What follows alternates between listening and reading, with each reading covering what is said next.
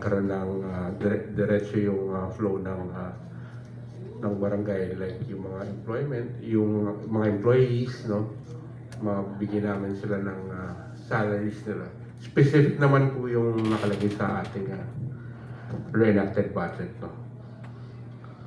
Wala naman pong implement. To authorize the temporary use of specified portions of sidewalks within Barangay Socorro, District 3, Quezon City, as vending areas solely for city accredited vendors during the holiday season. The proponent is recognized.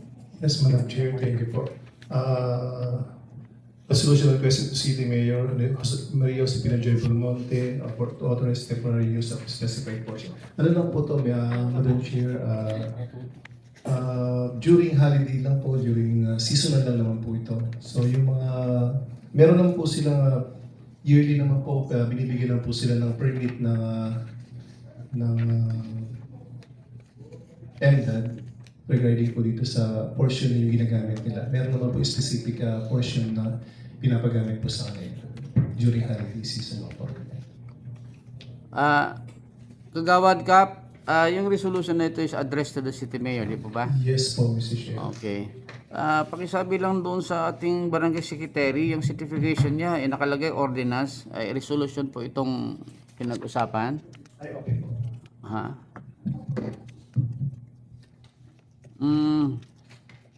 Tayo naman mag-refer nito, Miles? I-refer natin dyan. Kay Mayor? Kasi nag-address kay Mayor eh. Ha? Okay na? Kailangan pa po ba mag-submit sila na amended version? Oo, submit mo na sila.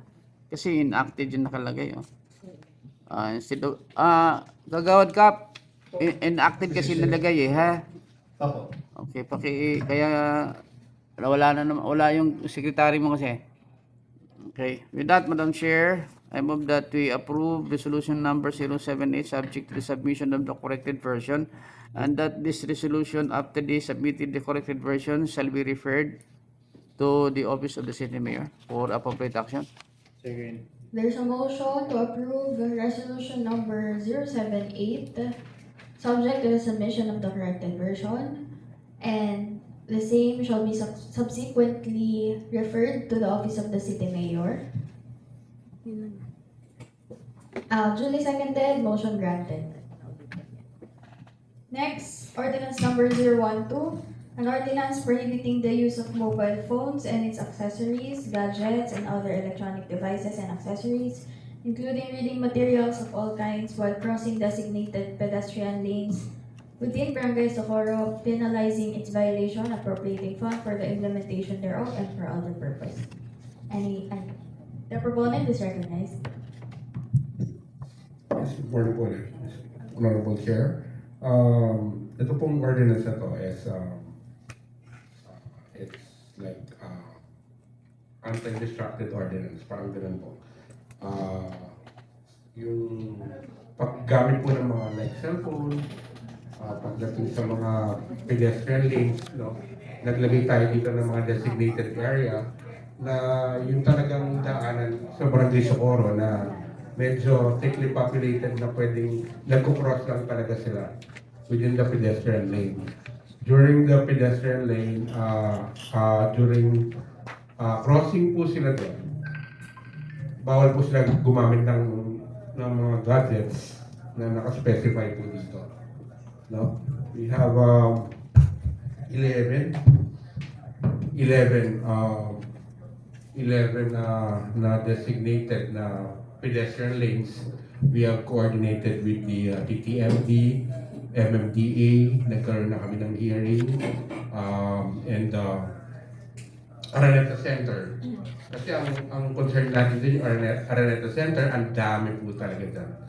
No? So, ang purpose po nito, makaiwas sa mga aksidente while using the gadgets and cell phones while walking, crossing po. No, crossing lang to I mean, during sa pedestrian lane lang, yun lang.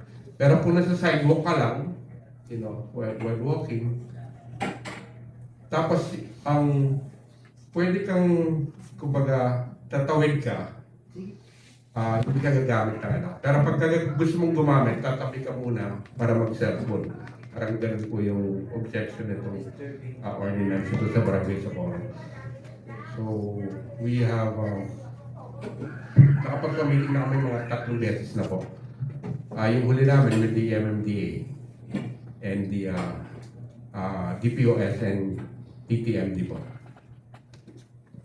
Yun na po. Thank you, Kagawad. Any comments from the members? Kagawad, Leon, Yes po. dito sa section 4 po ninyo, ano tong pangalawang paragraph po?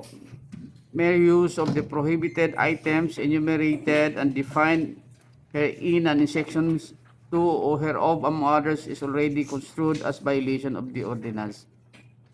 Paano ba natin siya i-connect doon sa pinaka-main na kuan po, prohibited acts? Kasi po dun sa section 2, like yung mga cellphone, yung mga gadgets, sinama na natin yung mga iPad. So, yung mga nag-iPad. Kasi normally, ang nakalagay kasi dito is using the cellphone. Pero nilagay natin dun sa 2.2, inad po natin, no? Yung mga iPad, tablet, yung mga CD player, yung camera while walking, videoing, no? Yung mga nag-vlog na ganyan while crossing the pedestrian lane, yun po yung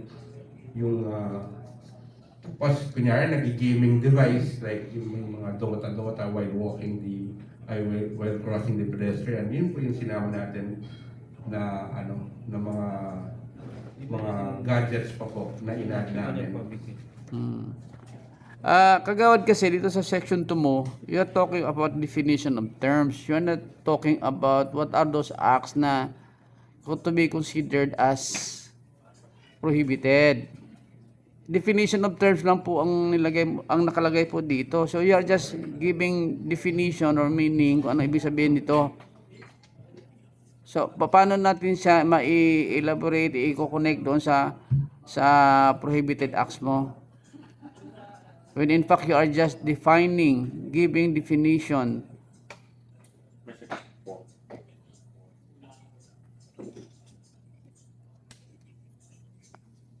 Okay.